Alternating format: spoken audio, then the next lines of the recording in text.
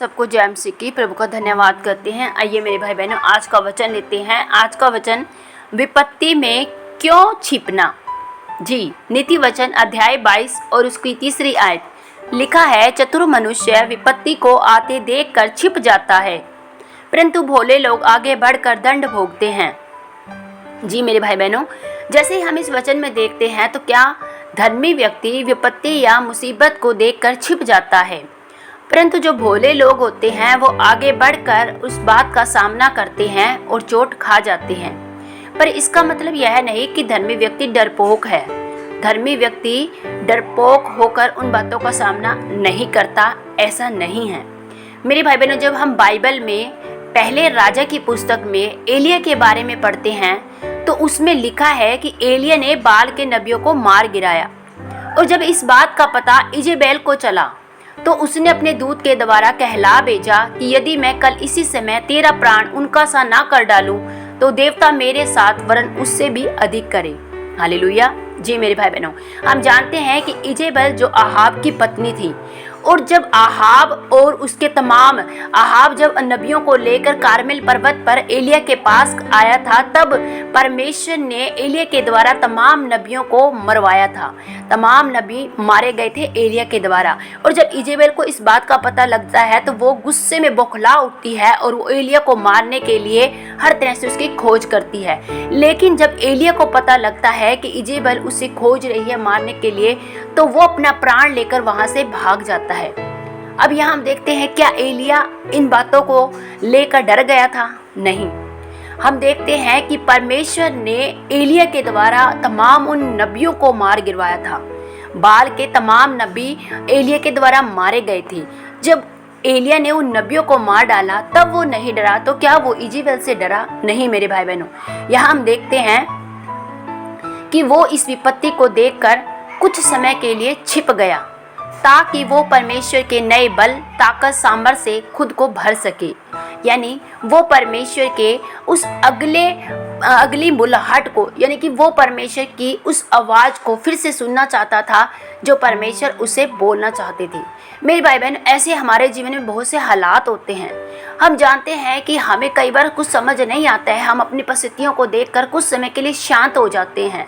तो इसका मतलब ये नहीं होता कि हम अपनी परिस्थितियों से घबरा गए हैं या उन बातों से हम डर गए हैं। नहीं मेरे भाई बहनों, यहाँ भी हम देखते हैं कि एलिया ने अपनी समझ और बुद्धि के साथ काम किया। जरा सोचिए, जब आप चर्च जाते हो तो उस समय आप पर बहुत सी विपत्तियाँ आती है। उस समय जब आप चर्च जाते हो तो आपके घर में बहुत से लोग, इवन हम देखते हैं अगर आप कहीं पर मूवी देखने जाते हो या मार्केट में जाते हो तो कोई किसी तरह की लड़ाई झगड़ा आपके घर में नहीं होता है।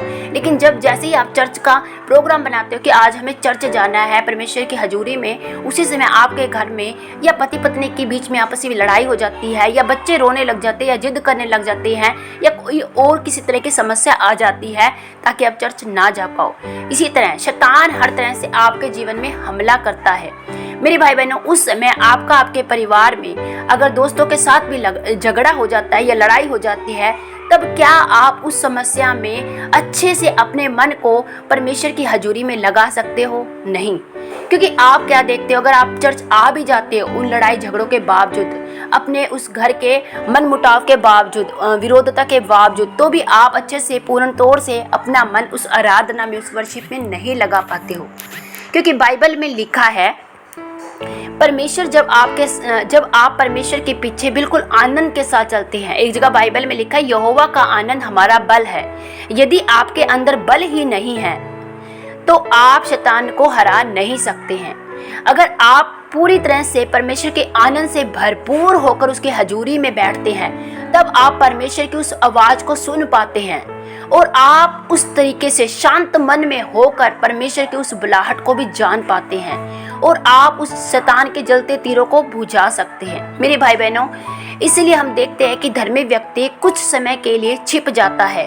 धर्मी व्यक्ति उस समय अपने मुंह को साइलेंट करता है अपनी तमाम उन समस्याओं के लिए, ताकि कुछ समय के लिए परमेश्वर उसके विरोध में होकर लड़े, परमेश्वर उसके विरोध में होकर कुछ बात करे दुष्ट के सामने। मेरे भाई बहनों, कई बार हमारे जीवन में ऐसी परिस्थितियाँ आती हैं, हमें नहीं समझ आता है कि हम क्या करें। चाहे हमारे घर का वो बुरी तरह से हमारा विरोध करना हो, या हमारे परिवार का हमारे साथ उपद्रव करना हो, लड़ाई झगड़ा करना हो, हमारे जीवन में अनेक परेशानियों को लेकर आना हो, चाहे हमारे परिवार का हमारे साथ बहुत गलत तरीके से व्यवहार करना हो, लेकिन हमें नहीं समझ आता उस समय में हम क्या करें। लेकिन परमेश्वर कुछ समय के लिए हमें साइलेंट रहने के लिए बोलते हैं, चुप रहने के लिए बोलते हैं। ये वही समय होता है जब आप देखते हो कि हमारे जीवन में विपत्तियां आई या परेशानियां आई हैं, तो हम उस समय चुप रहें। तो उस समय जब आप चुप रहते हो और परमेश्वर को मौका देते हो, परमेश्वर को अवसर देते हो, तब परमेश्वर आपके जीवन में बड़ा काम करते हैं। अब हम देखते हैं कि विपत्ति कई तरह से हो सकती है। पति या पत्नी के बीच में आपसी बहस हो सकती है, या परिवार के व्यवहार, आपके प्रति परिवार का गलत व्यवहार हो सकता है। अब आप इस बहस में अपने मूड को खराब कर लेते हैं, अपने मन को कहीं नहीं लगा पाते, न वचनों में न प्रार्थनाओं में, तब शैतान को अवसर मिलता है। अब यहाँ हम देखते हैं, अगर आपके अंदर परमेश्वर का भय होता है और आप परमेश्वर की आवाज़ को सुनते हैं, तो आप कुछ समय के लिए साइलेंट होकर परमेश्वर की बात को सुनते हैं। और धर्मी व्यक्ति उस समय मुसीबत से बचने के लिए अपने उन हालातों को, अपने परिवार के उन हालातों को सुधारने के लिए कुछ समय के लिए चुप रहता है, ताकि आपके परिवार को मन फिराव का एक अवसर मिले। हालेलुया। जी मेरे भाई बहनों, क्योंकि आप नहीं जानते कि आपकी किस बात पर बहस आपके घर में शुरू हो जाती है, और वो बहस कब किस बात, झगड़े में और बड़े लड़ाई में और बड़े मुद्दे में कन्वर्ट हो जाती है, आपको नहीं पता चलता है। मेरे भाई बहनों, परमेश्वर ने हमें इसलिए चुना है कि हम अपने पूरे परिवार का उद्धार करा पाएं, या अपने पूरे, हम जानते हैं कि परमेश्वर ने हर एक मनुष्य को सुसमाचार और परमेश्वर के राज्य में और हर तरह से एक दूसरे के लिए परमेश्वर ने ठहराया है, ताकि तुम जाओ और सुसमाचार दो और बहुत से लोग परमेश्वर के नाम को जाने और अपना जीवन परमेश्वर को दे। ये कब होता है मेरे भाई बहनों? जब आप परमेश्वर में पूर्ण रीति से परमेश्वर की आवाज को सुनते हैं, कुछ समय के लिए साइलेंट होकर। हालेलुया। शैतान आपको चर्च जाने से रोकता है, ताकि आप अपनी आशीषों के लिए संघर्ष करते रहें। आप शैतान की उस बातों में, लड़ाई झगड़ों में, उन समस्याओं में उलझ कर रहें और परमेश्वर की बातों को ना सुन पाएं। हालेलुया।